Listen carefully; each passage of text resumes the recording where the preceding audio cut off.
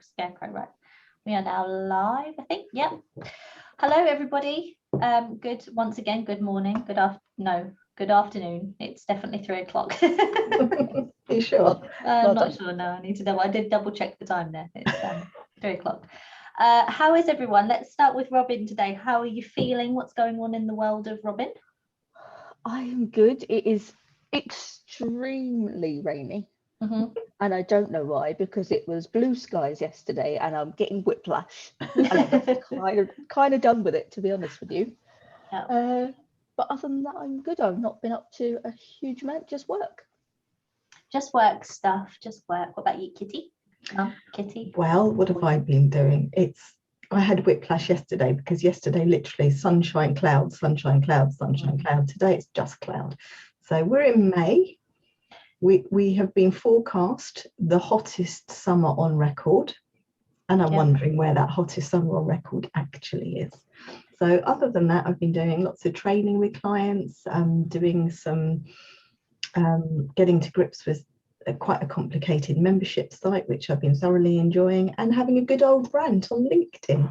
So yeah, causing trouble as usual. Yep, definitely. And I am exactly the same as you two, not happy about the grey. I know it is almost June, and I'm expecting the sunshine to be with us soon, but no. Actually, my plan was to go and sit in the garden today, but I think if I did that, I'd probably end up quacking like a duck because it's just absolutely disgusting. So didn't bother with that one. What have I been up to? I've been editing blog posts and writing blog posts, and I feel like my life is just a book at this point. I've been writing for the last 3 days. And creating editorial calendars. All of that good stuff. So it's another day in paradise for us at Avidmode. I feel like we needed a little. It is a good song. It is a good song. I was listening to it last night, actually. It came on one of my mixes. I like that song. Okay, so today we are discussing ethical web design and predatory practices in web design, which are it's an important topic, especially for us as web designers, that we know about it. But I think a lot of people actually know about these things and see these things on websites, but they don't really understand how manipulative and how unethical they really are. So what we've done is sort of collated a little gallery of oopsies. Should I call them oopsies? Yes, call them oopsies. Yeah. Because they might have done them by mistake. We're not saying they did it on purpose. No, actually, we're just saying this is how their sites have evolved, and with trends, some people see trends and think, oh, I'll just pop that onto my site because it converts like mad, without thinking of what they're actually doing behind it. Yeah. So I'm going to give them the benefit of the doubt. It is part of this as well, like going through these galleries. How many of these like brands do we actually think have done this on purpose? How many people are actually being unethical, or how many of these are just annoying to deal with? Because some of them are just annoyances. So with that said, let's start with the first one first. First things first. Can I just say a little bit about go ahead. The design? I was just going to say about dark patterns in general, just in case people don't quite understand what that means. It's just a way of making somebody take an action that they wouldn't normally do. Generally speaking, it's using psychological tactics to get them to do something that they wouldn't normally do. Yeah. And some of them can be worse than others. Yes. Right. Some of them are leading you down a worse path than another one might. Absolutely. And I think it's important also to look at what happens to the business that actually is implementing those practices, because they might think that they are making a huge amount of money on the front end by getting higher sales. But what's the knockback in their customer services department? What chaos is it causing for their marketing team? So there's it can actually lose you money without you realizing that that's what's actually happening. Right. That's not great. No. not the intended I think you've got purpose. a great example of that coming up, so we'll cover that when we get to it. So this first one, I'm not sure whether you think this counts. Personally, I think this is annoying. So this is the first one. This is a recipe page. So you are cooking banana bread and you go and look at a recipe page, and the recipe that you're looking for is right down at the bottom of the page. So the ingredients, the list is right down here. And the rest of this, all of this scrolling, I think what they're trying to show here is how many scrolls basically it would take you to get to what you want, which is right at the bottom. Yeah. To me, that isn't necessarily a dark pattern. I think it's bad web design, and I think it's recipe sites monetize mainly through advertising, right? Or through a subscription model, sometimes if they have a membership. Yeah. So they need their pages to be long because they need a lot of content on there. So I know you and I get really frustrated with recipe sites when we get this whole lifestyle piece at the top with somebody whittering on about the minutiae of their kitchen and how they put it together and whether the sun was shining at the time, all of that kind of stuff. But they do that because they need a certain amount of content on the pages in order to put the ads on, because Google penalizes you if your ad to content ratio is too low.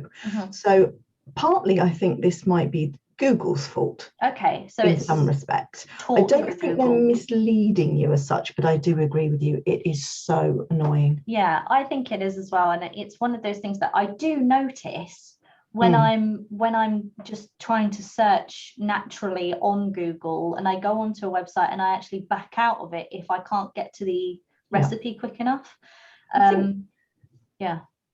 Also, one of the sneaky things is, I know on mobile you get the pop-ups, you get pop-up ads, you get general ads, and it's really easy to get your finger in the wrong place and actually click through to that ad.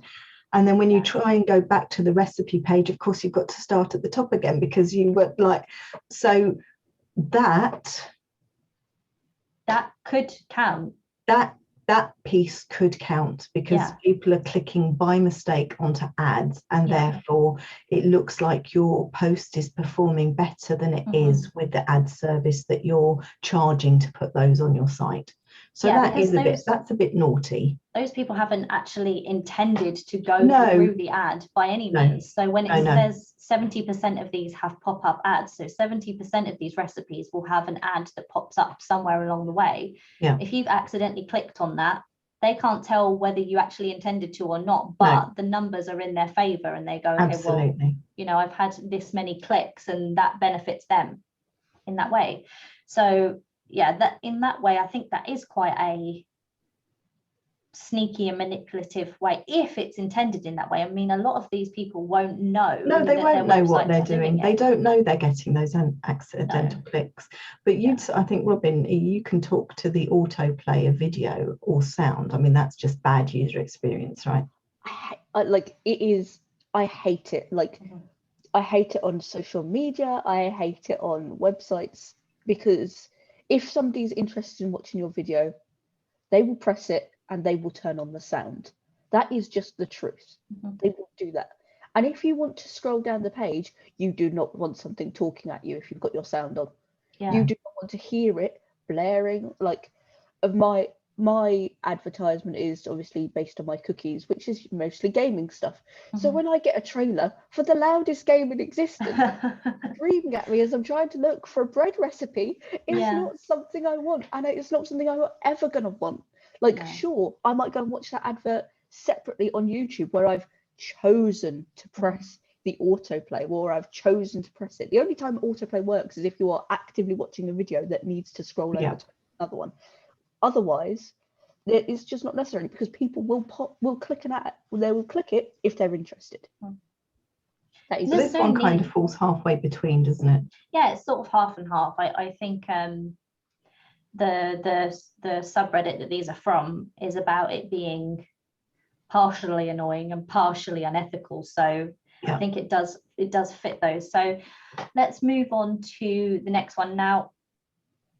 This one is a problem that actually Jim brought up the other day, and I was doing a little bit of mind mapping with him on this. And that is this beautiful website, which I absolutely love and adore. I'm still seeing your banana bread recipe. Why is it doing that?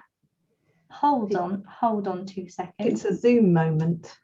No, I don't do those. You know, I don't do those. No. Chat. Let me try again. Oh no, I'm going to be singing that song in my head now. I know. It's only showing the bread one. Why is it only showing? Because it was showing your photos rather than your screen. That's not very helpful of it. There we go. Let's do that one. So, Sir Jim was saying, I hate this. He hated this beyond belief. So he is looking for something like Warhammer figure painting out, or he's looking for something creative or a recipe. And the first thing that pops up in your queue is, or your search terms, your Google listing is Pinterest. And if you aren't signed into it already, you get halfway down the page and it tells you this.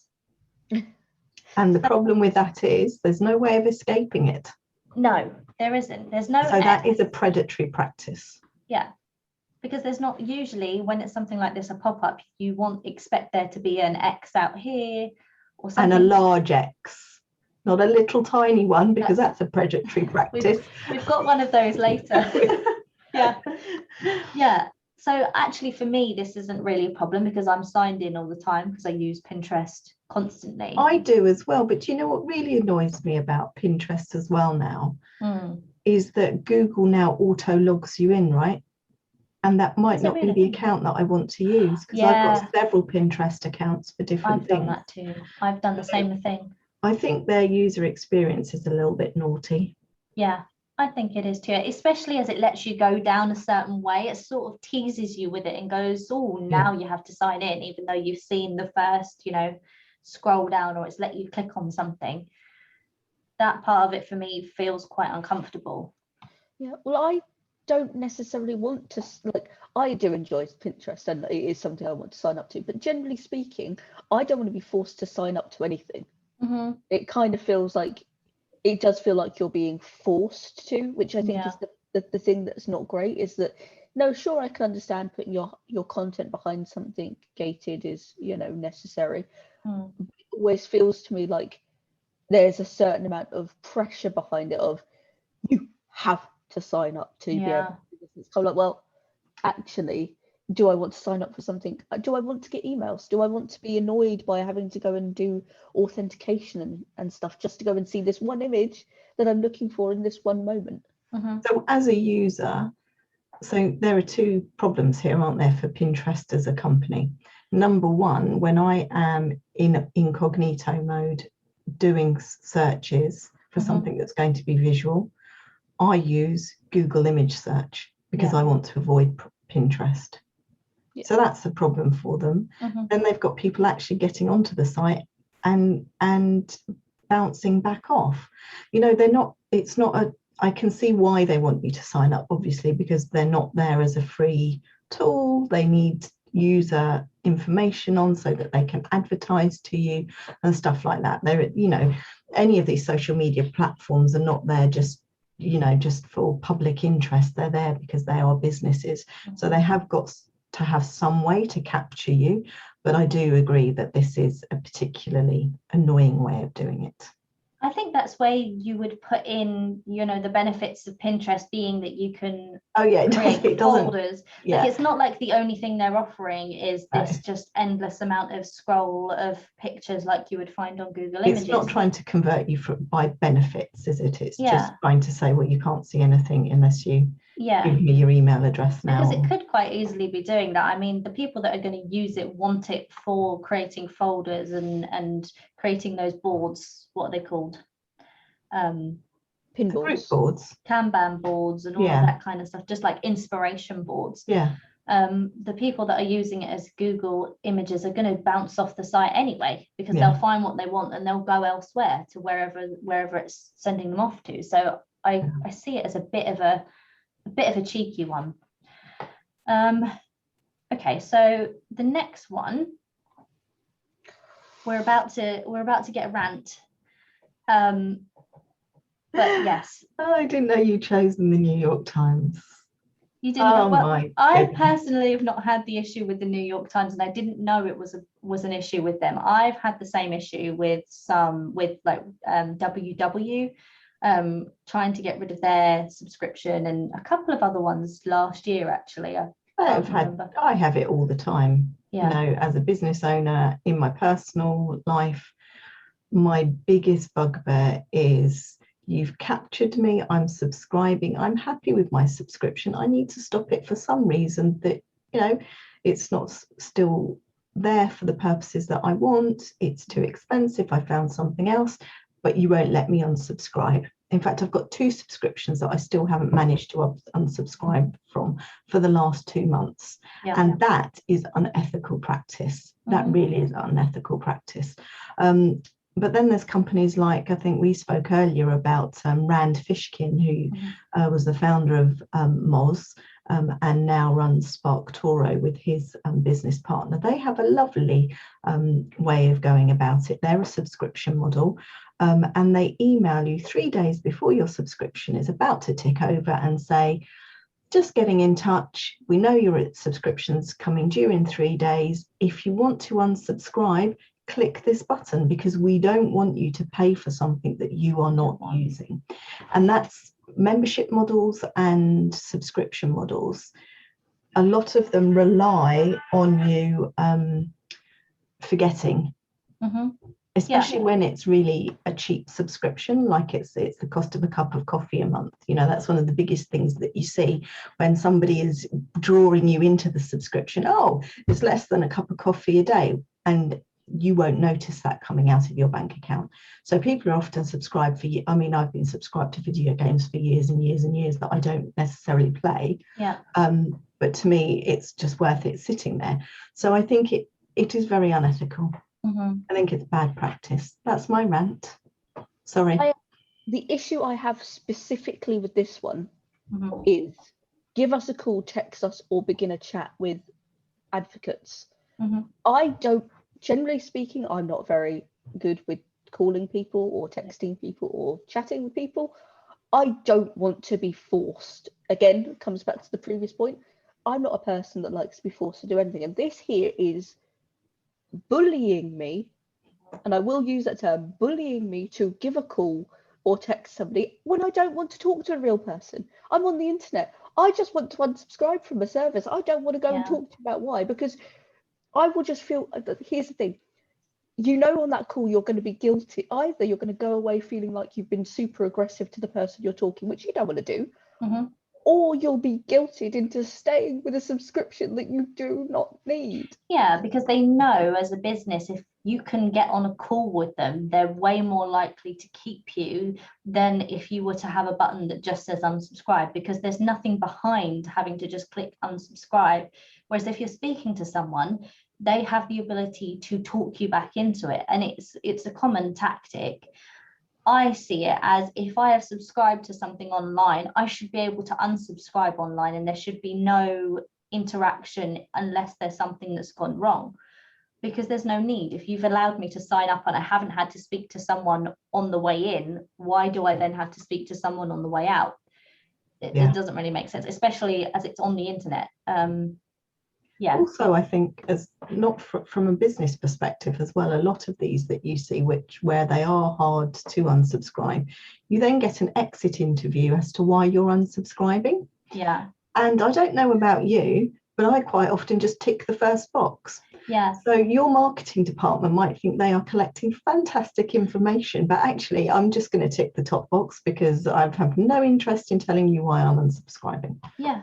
Well, here's the thing, actually, I'm more likely to be negative. If you've been annoyed, if you've been caught in the moment and you're annoyed.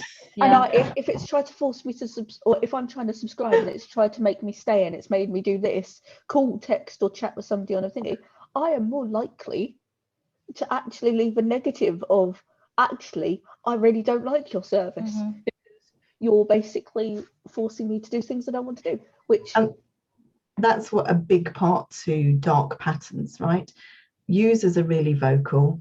They know that this is annoying. They know what's happening to them. They can talk and scream from the rooftops on social media at your staff and everybody, you're actually damaging and devaluing your brand by doing a lot of these things. Yeah, because there will be somewhere on the internet that talks about it as well. Yeah, it's not like this is going to stay hidden. Like Reddit will have streams of things going, oh well, this website is doing this, or like I can Google a website and find out in the background what their customer experience is like. And sure, some of those might be wrong. All those complaints might not be entirely truthful to the business experience, or vice versa. But it's there, and that people are going to talk about it, and the more people that talk about it. Yeah, and even from a stronger perspective, word of mouth is the most important tool that a company like someone like the New York Times or any business has in marketing their business. If you've got someone like, if I'm speaking to mum and I say, hey, I just had this thing with this gaming company or with this news website or, you know, with this business, the likelihood of mum then using them is like down through the floor. Like there's no reason for someone to take up on that, which could have been completely positive had it been a better experience. And then someone will ask me for my advice on that same site and I'll go, well, you know, Gemma had this issue.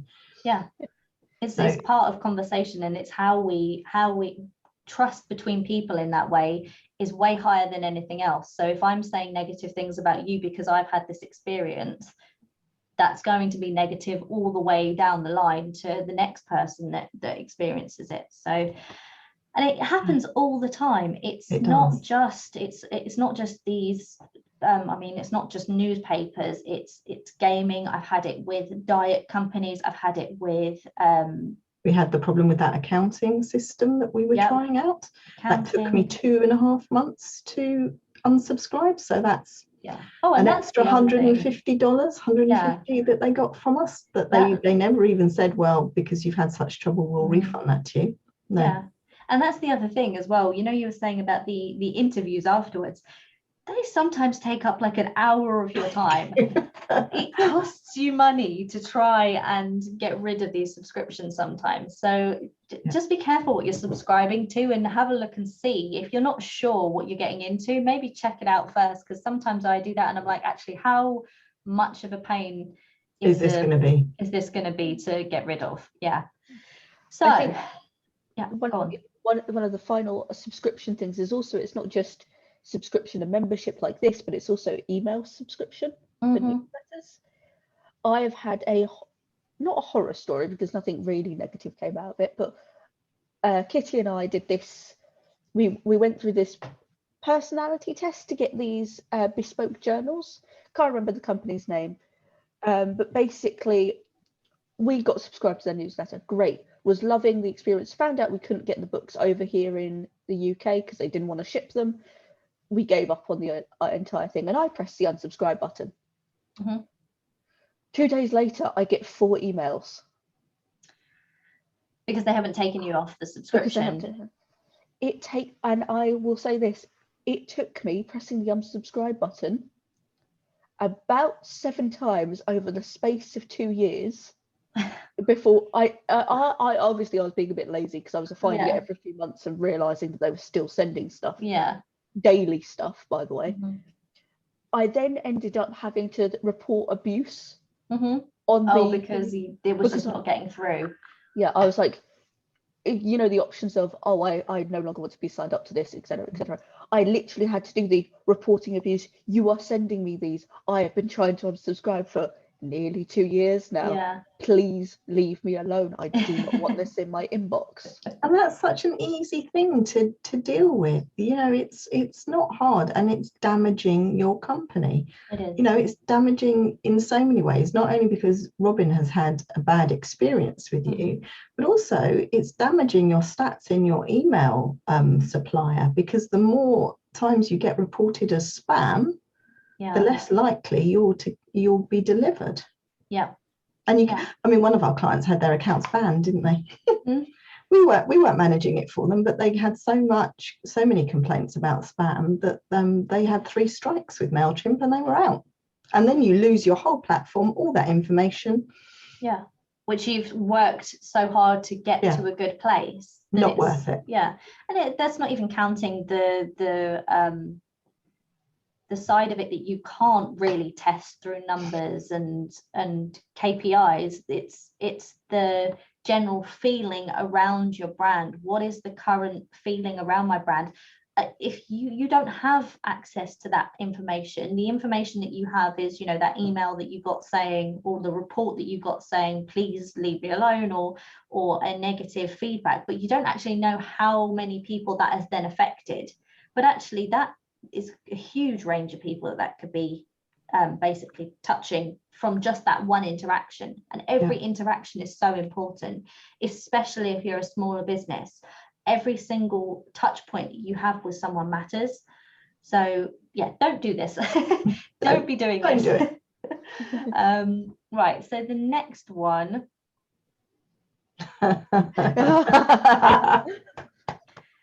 this has been so many years in just It's not just Skype. It's not just Skype, but Skype is one of the worst. Yeah. I have to say. The amount of times I go into the little toolbar box thing at the bottom, try and close it out of there, and it just stays. It just sticks there and goes, no, I'm your friend now. But I think everyone has experienced this with one app or another, of it just not going. And I don't know, in terms of it being an app, whether it counts as a dark pattern or not, or Yes, whether it's just terrible. Yeah, no, it does. It is definitely a dark pattern, because it's still lying in your system and it's using your resources, right? Yeah. And by using your resources, you mean taking up space on your computing power. If you think you're sitting there, you've been on Skype, somebody phones you on Zoom, so you're on Zoom and you're wondering why on earth your video is not working properly. Well, that's because you've got another extra thing open in your system tray. Yeah. Slack does the same, I think. There are various ones that do that. But again, it's about that X, because by Xing, you're implying to somebody that they're closing you down. Yeah. You are not closing them down. And it's naughty. But I have major problems with a lot of stuff that the Microsoft team do in terms of installing stuff that you don't want. I have the same problem with Samsung, right? Yeah. You know, they install stuff that you really don't want, and can you get rid of it? No. So that is a dark pattern. One of the ones I saw earlier was a printer. So someone had attached a printer and then gone and downloaded the software to go with it, and it downloaded like 16 extra things with it, and it was just taking up all of this space. And you're just like, for a printer, I just want to, I'm just imagining some poor person wanting to print out, and like that's a massive dark pattern, right? That's huge. So when you buy a piece of software and then they automatically sign you up for getting antivirus, or they sign you up for all of these other services, and the boxes are ticked for you, and you don't have the choice to opt in, they're getting commission for signing you up. That is definitely a dark pattern. That's something that you should always allow people to opt in and not force them to opt out of something. That's a massive dark pattern, and that's whether you're selling a piece of software, whether they have to untick boxes on the website to so don't automatically tick them up to get your newsletter. Make sure that they positively opt in, not the other way around. That's a massive dark pattern. So essentially, don't attach things. If they've asked for one thing, don't attach something else just in the hopes that they will take it, or that it's going to go to them. And not notice. And they won't notice. Piece. Yeah, you can ask them nicely. You can say, well, you could ask this. But that's the other thing. There's plenty of businesses that do the thing where they get to the bottom of this form and they go, here's 8 tick boxes, I want you to tick these, and then they change the wording. So they'll say, I do not want to sign up to this, I do want to sign up to this, I do not want, and they want you to read through it all, or they don't want you to read through it all, they just want you to tick, which you are automatically, because now we have to do it for the cookies on the bottom of the bar and whatever. Every time we go onto a website, you're clicking X to something on the bottom. They're just expecting you're going to click X and go. This is another issue I had the other day. Was I went onto something, popped up in the screen in front of me, there was 2 buttons, there was a basically an exit button, a close button, and an accept button. What they've done is they've switched the close button to the right hand side and the accept button to the left hand side. And you just go, okay, well, that you're just being manipulative, because there's no reason you would have that in any other way than as it should be, which is left and right, because we're so used to doing that. We are. And that's the same as having, so if they're trying to sell you an extra service, they've got a yes with extra service, a no, I don't want the service, but yes, I want the product that I was already buying. And they've highlighted the yes, I want the extra bit in a massive green button, and the other one is faded out or pale, it's just got a boundary around it. You're automatically going to click the green, and that causes so many problems. Yes, your conversion rate for that product is going to be way higher because you've tricked people into doing it, but it's going to cause havoc for your marketing team with what they're trying to track. It's going to cause chaos for customer services. You're going to get so many phone calls and emails. It's not worth it.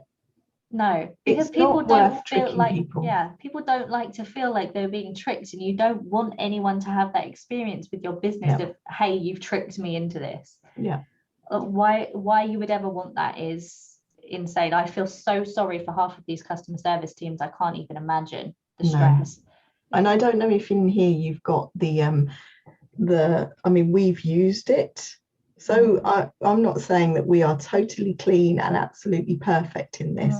Package pages, you know, you've got 2 or 3 packages, and then you've got one that's highlighted because it's the best option for you.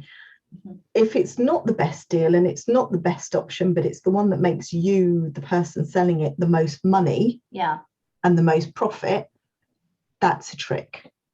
Because people are going to be naturally looking at that.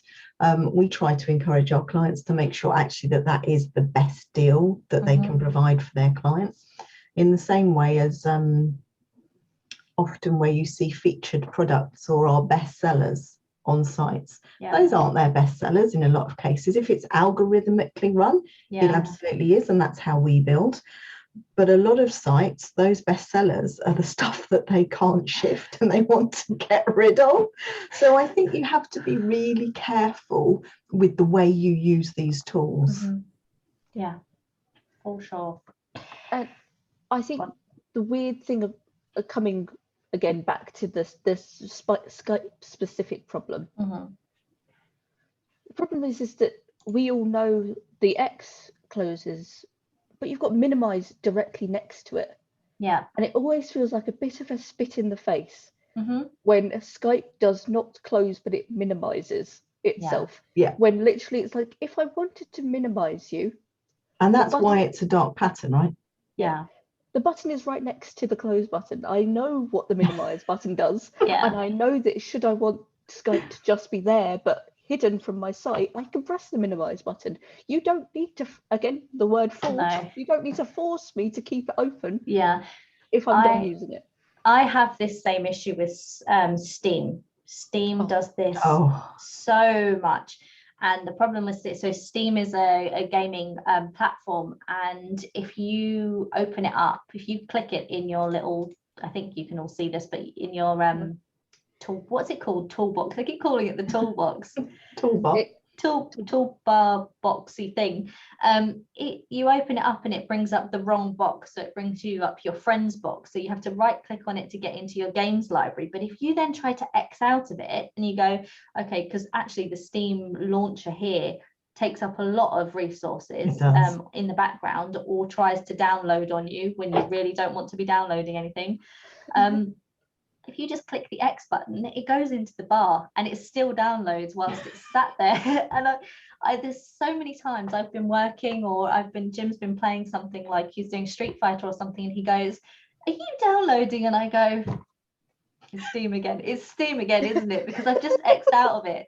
Just thinking it happens. I swear it happens every single week without fail. And it's just because you expect it to close. You expect it to be gone. If you can't see it and you click the X, it's gone. And in some cases, I think it's bad design. And in some cases, I think it's the use of dark patterns.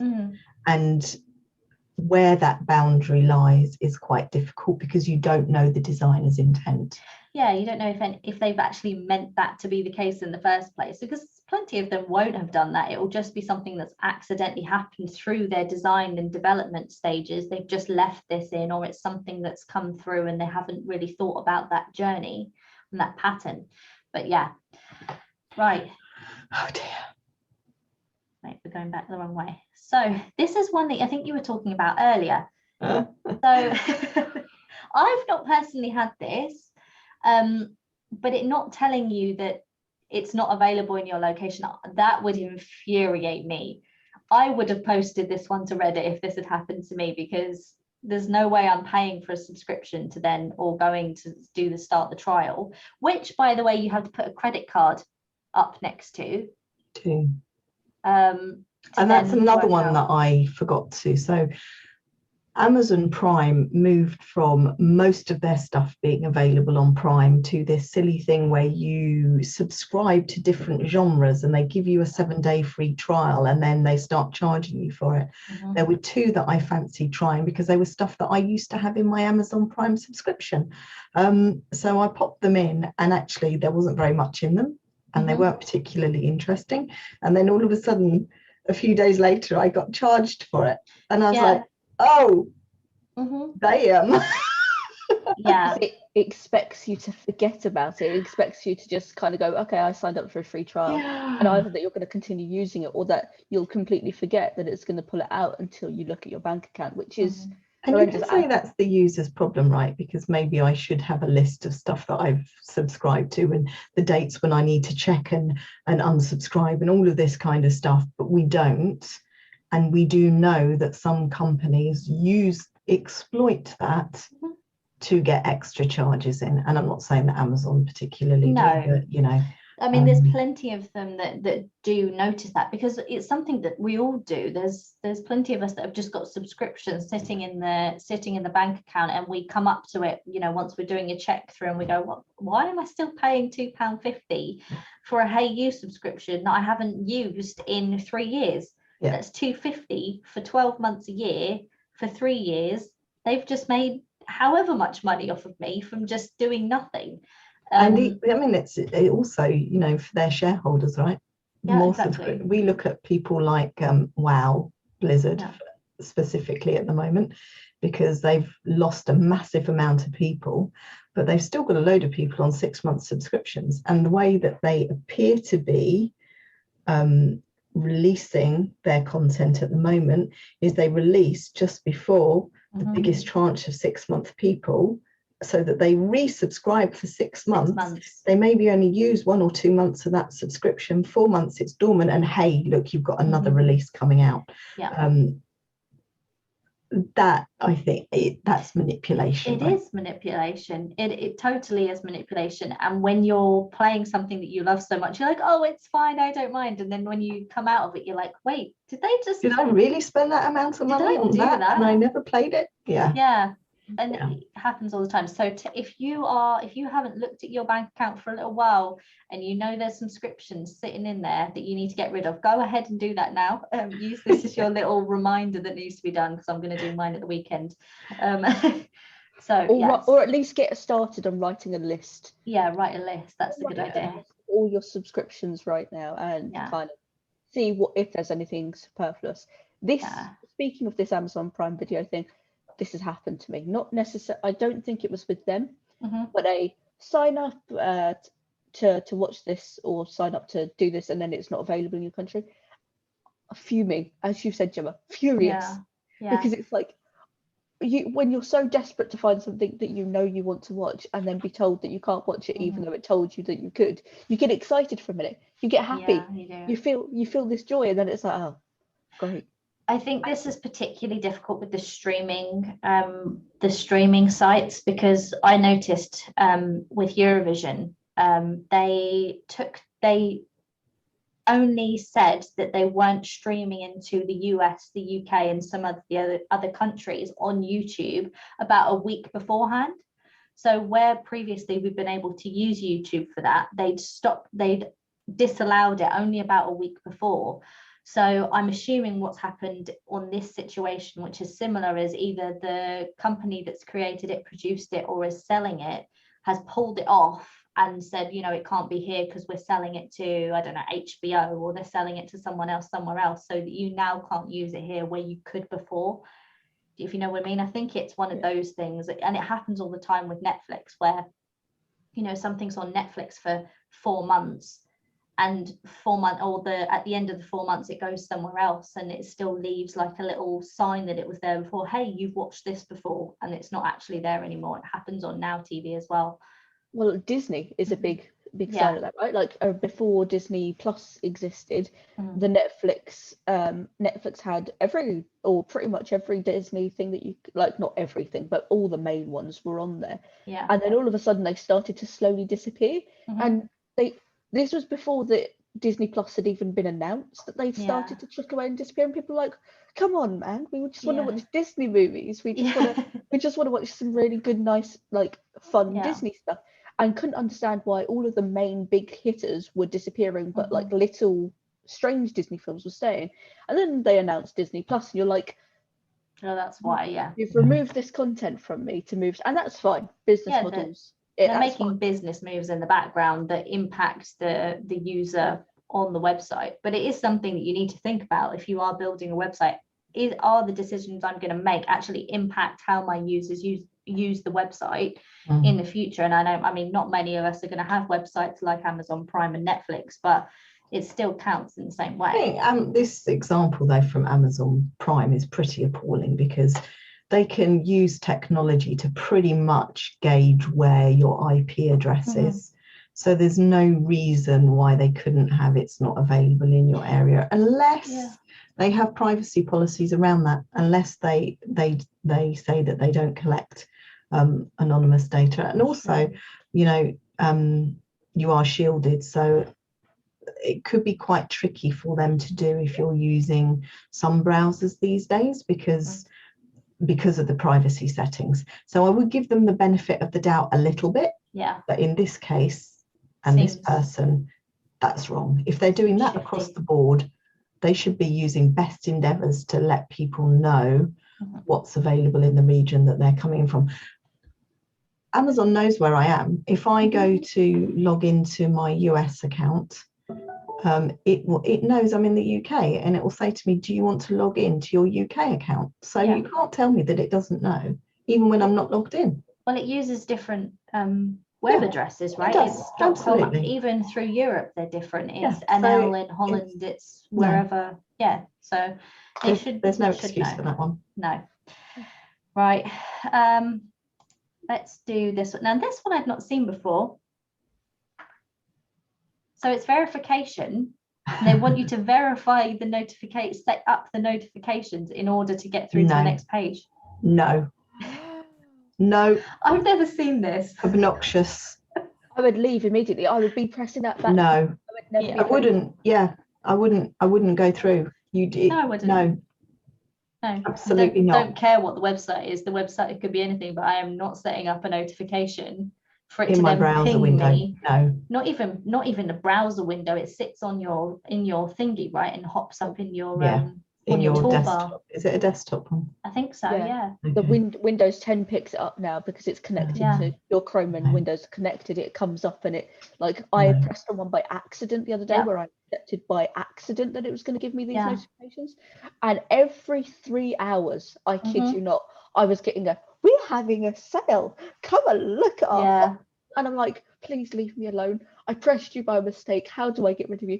And then spent the better part of an hour trying to get rid of these notifications. So why are these people doing that? These people are doing that because, one, they think drip, drip, drip, drip, drip is going to get you to buy something. They're upping their stats because they've got X number of people getting these notifications that they can put in their marketing stats. So they're basically fiddling the numbers, right?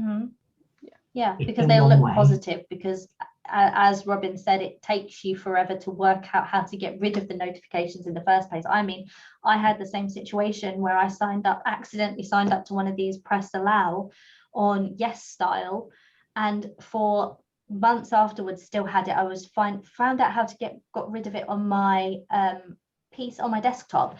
It's still on my phone to this day. I go in and I go, okay, let me see what's going on here. And I go in and I'm getting notifications for yes spell. And I'm like, no, I'm pretty sure I got rid of that, but I don't know why. So I think it's because I haven't re-logged into Chrome since that time. But yeah, this is just horrific. I think it's on par with tricking people into getting SMS messages from you. Yes. Yeah. In terms of marketing and dark patterns, this is as bad as that and as invasive as that. It's so intrusive. And it's just lazy marketing, right? There's plenty of other ways that you can, if you're tricking somebody into being on your list, they don't really want to be there. What are you doing? Exactly. And they're not your target market. So you putting your information in front of them is not going to make a difference whatsoever. No. It's just going to annoy them. Oh, I don't know where you found that one. I've not Just Reddit, it's just going to be a negative impact, right? That's the only thing you're getting out of that exchange is a negative review or a negative feeling, which will come back to bite you. Well, you're making your users feel stupid as well, aren't you? Yeah. Because we've pressed the wrong button. We've essentially got buyer's remorse. We don't want it and we can't work out how to get rid of it. So you're just making us feel worse and worse and worse about your brand. Nice, clever. Again, it impacts your brand. It doesn't matter that you think it's not going to be noticed or whatever. Actually, yeah, it will be a negative impact to you. Let me just see, because I have a couple more, but I am conscious of the time. So I'm hoping you're not bringing up booking.com because I could rant for hours about that site. It's not booking.com. No. There's one here which I do want to get your opinion on, actually. Not that one. This is the little X. This is an app. Oh yeah. Tiny little baby X in the corner. And sometimes when you click those X, it takes you through to an ad. Which it does. Naughty. So it's going to go the wrong way here.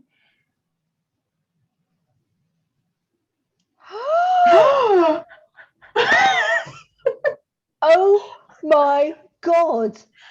I don't know how old this is, or I mean, this came from Reddit, so it could have been a couple of years ago, but that is insane. How can you charge people to unsubscribe? I'm hoping that that's actually a doctored screenshot. Yeah, I hope so as well, because I saw this and I was like, how have they but they've got an error at the bottom, right? So yeah, so you have to pick one. Yeah, you've got to pick one.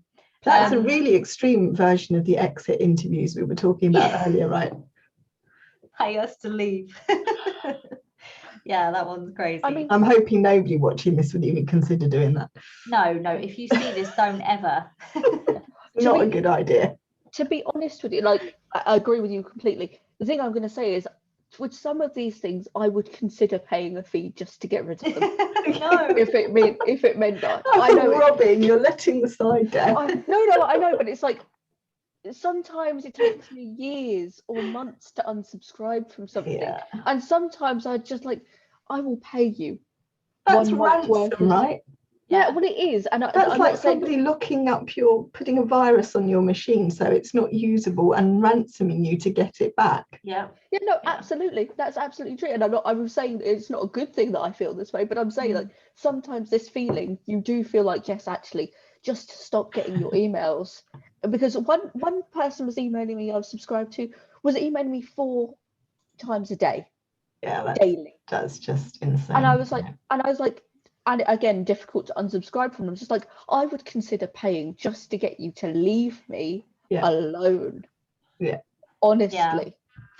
I mean, they do wear you down, but that's part of the trick of it, right? They're wearing you down. They're either, where you've got sites where they're telling you, oh, there's only 1 left, or 6 people are in the cart at the moment buying it and there's only 2 left in stock. Number 1, is it true? Is it Don't really? know. There are actually, in the UK now, there is legislation against dark pattern advertising on websites and so on. Those things are there to engage your monkey brain and get you to do it. They are dark patterns, and it works. It does work. It works on all of us. We design websites. It does. It absolutely does. I mean, it's really helpful, like, to tell somebody, we're working with a tennis coaching company, and it's really useful for their the mums and dads who are booking coaching sessions for their children to see how many spots are left across different days. That's perfectly ethical, saying how many places are open. Not being truthful about your inventory management. And also the notifications that pop up on your window, right, saying X bought it, X has just bought it. Yeah. And then you look in the very fine print, it says 3 weeks ago. So they're trying to cause that fight or flight or sense of not fear of missing out. They're trying to create that, and it's not always true. No. And we know it's not true. That's the problem. Like, you know it's true. I know it's true. Joe blogs in the street that these designers think doesn't know it's true. They feel dirty after they've used your website. They're using it because they maybe want your product. They can't be bothered to go and find a competitor. But again, you are devaluing your brand. Oh, that's another rant. Shouldn't have got on this topic. Round of applause for the brand. I think it's relevant, actually. I was having we moved house, right, and it's the same thing when an estate agent goes, oh, you know, there's 8 people looking, and you just go, what you mean the house that I want is not going to be here because there's 1,000 people looking at it? And when really they've not had anyone looking at it for the last month. But you wouldn't be able to know that. There's no way you would be able to know that. So it's the same thing. It initiates that moment of just panic in you, and you go, well, you know, I have to make a snap decision here. And yeah, that's exactly the right term for it. It's a snap decision. It's a of the moment, seat of the pants decision, and you do get buyer's remorse after it. You go, oh, I've just been tricked. Oh, I feel bad. And to be honest with you, if I buy something like that and it arrived at my door, I feel bad for weeks looking at the product. If it's something that stays in my house for a long time, I look at it and I'm like, I bought you, and I just feel wrong. I feel like I bought you spur of the moment because I didn't want to miss out, or I didn't want to not get you, because I'll be honest, I have this thing where things disappear immediately if I spot them and don't buy them on the spot. This is something the people in my life know has happened to me so often. Endlessly. I am terrible for it now, that if I see something and I'm like, this is something I need and I want, I get it most of the time. Yeah. And to see that kind of ticking down clock of, well, you might not be able to get it past this point because it's going to be bought by somebody else, immediately does engage that, oh my God, I need to get it because I won't be able to get it ever again. Exactly. Yeah. Even though that's not necessarily true, and that's my mind making that up. So one of the ones that's really bad for that is Ticketmaster, actually. Ticketmaster is terrible for that. And it goes with the little fire sign, you know, there's only 3 tickets left. And you're like, and can I get a refund for my Chemical Romance tickets? No. I still want to go. I guess you guys still want to go in Dublin next year. But, you know, it would be nice every time they move the date to some obnoxious date a year in advance that I could actually go, no, can you please refund these tickets now? I've had enough of the waiting. So what is the date? What's the date for it now? Is it 2022? I think it's 21st of June next year. Okay. Which would be lovely. Dublin should be fantastic that time of year, right? Outdoor wait. concert, that would be awesome.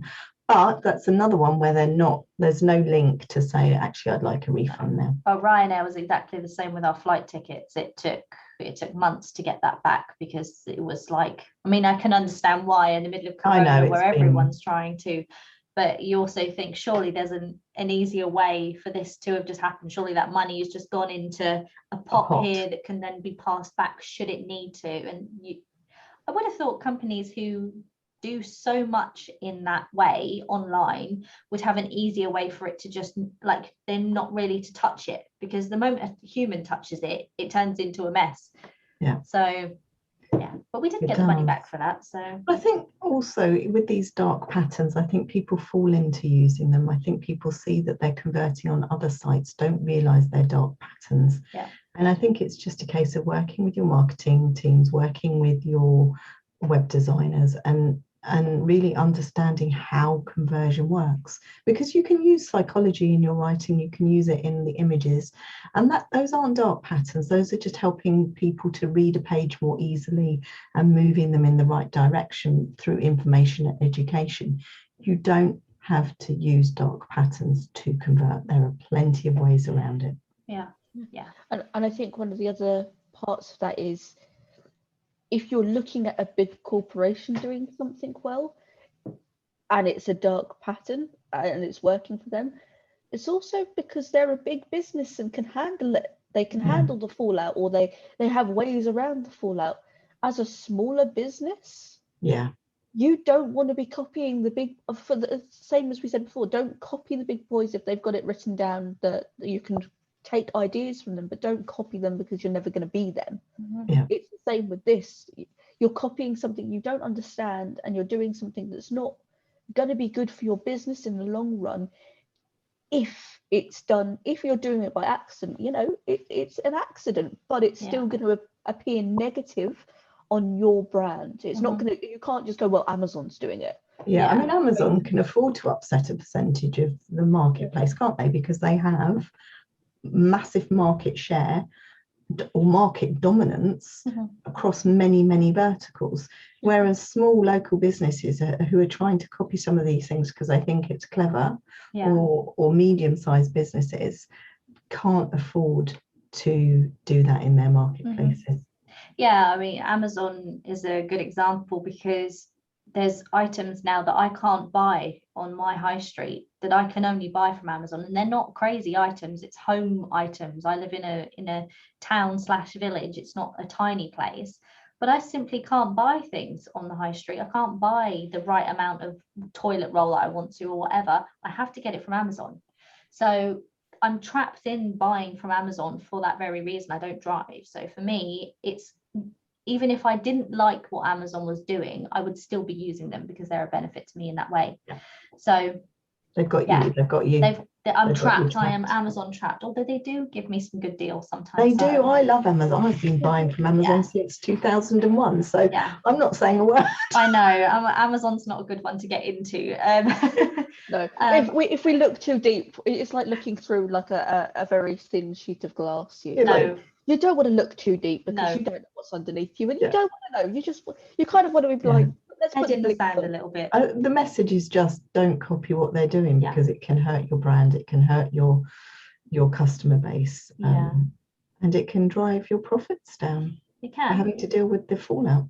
And I think, as a final note, I guess, if you are looking at doing something for your website and you're not entirely sure whether it would count as being a dark pattern or something that might be a little bit unethical, and you want to make an upgrade, or you have something on your website that you're wondering about, we can help you. We'll have a chat and see what it is, and hopefully make those fears go away, because it's probably not that you've done something on purpose, or that it might be, but we can help fix those issues as well. So hit us up if you've got anything like that. We'll have a chat about it, and we will see you in the next one. I think next week we are attending the Women in Technology. We are. Is that next week? No, is it the next week or the week after? I think it's next week. Isn't it the last week of May?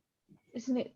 I thought it was. I'm looking forward to that, because Michelle Obama's doing the keynote, isn't she, for one of the days?